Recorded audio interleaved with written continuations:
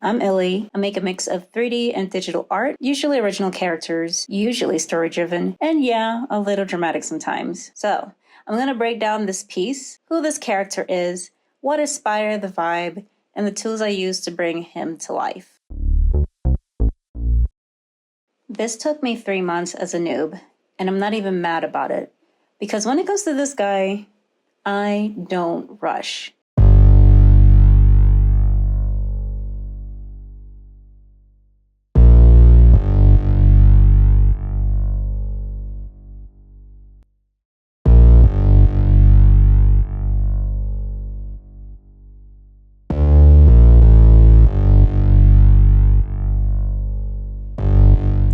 The cigarette, the books, the top off the shoulder. These aren't symbols, they're just things he enjoys. Milius, or his human name, Miles, the true vampire. Miles, never born, never turned, but conjured. He is very human-like, but far from it.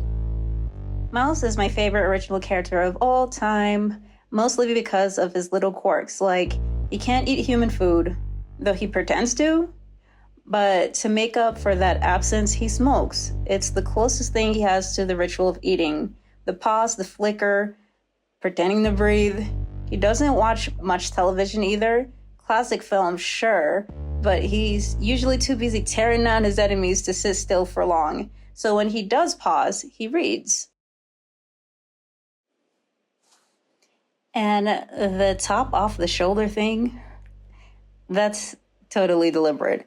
He wears clothes that allow him to show off his sensuality, not to provoke, but because it suits his nature. He has all cat-like sex appeal, sleek, slow, precise.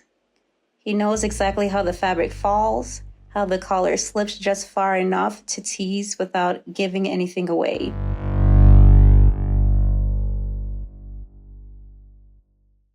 He's like a femme fatale, but in a male body.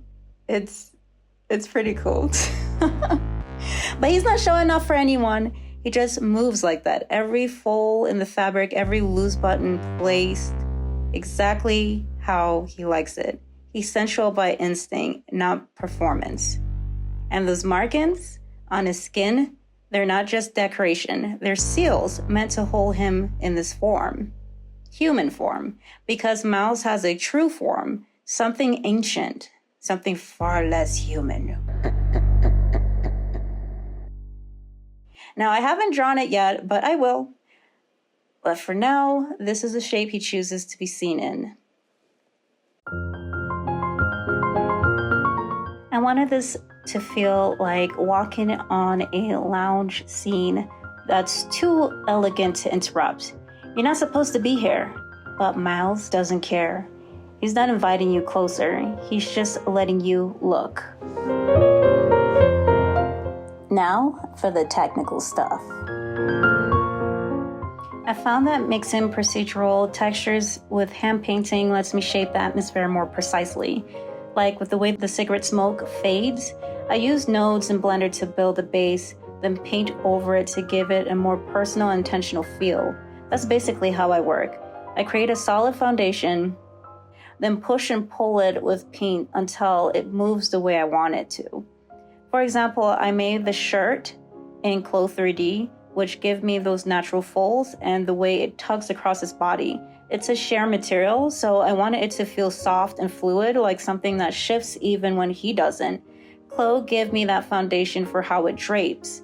And then I refine it in Blender, sculpting it, moving it, pulling it, exactly where I want it, then painting over it to enhance the flow and bring out the delicate creases.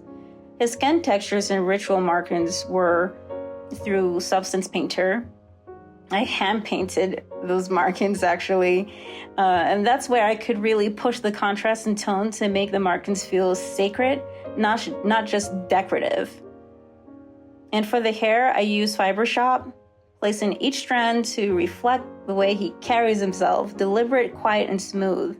But again, I use digital painting to enhance the highlights of the hair and just the overall look.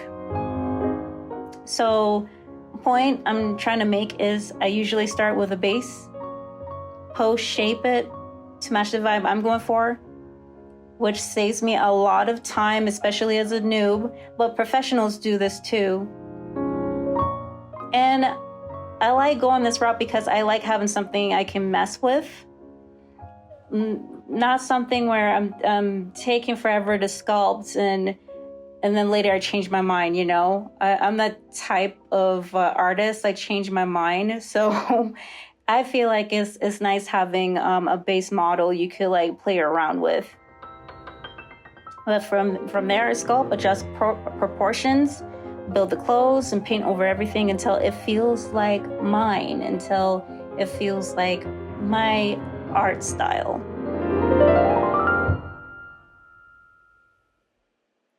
So that's it. And you know, I am proud of this piece. I'm happy I did it. I'm happy it didn't take me a year this time and only 3 months. Like the more I practice, the quicker I'm getting.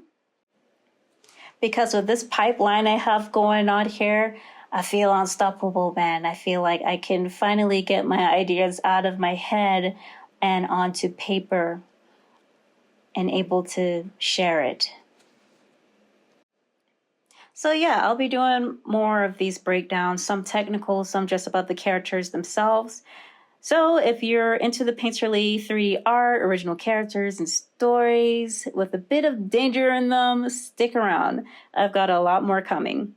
And hey, I'm also building a little gallery on Instagram. If you're into the lore of my original characters or just want to see the art in full, give it a follow, please. I would really appreciate it. And if you would like to see some behind the scenes work of this piece, check out this short right here, and I will see you in the next one.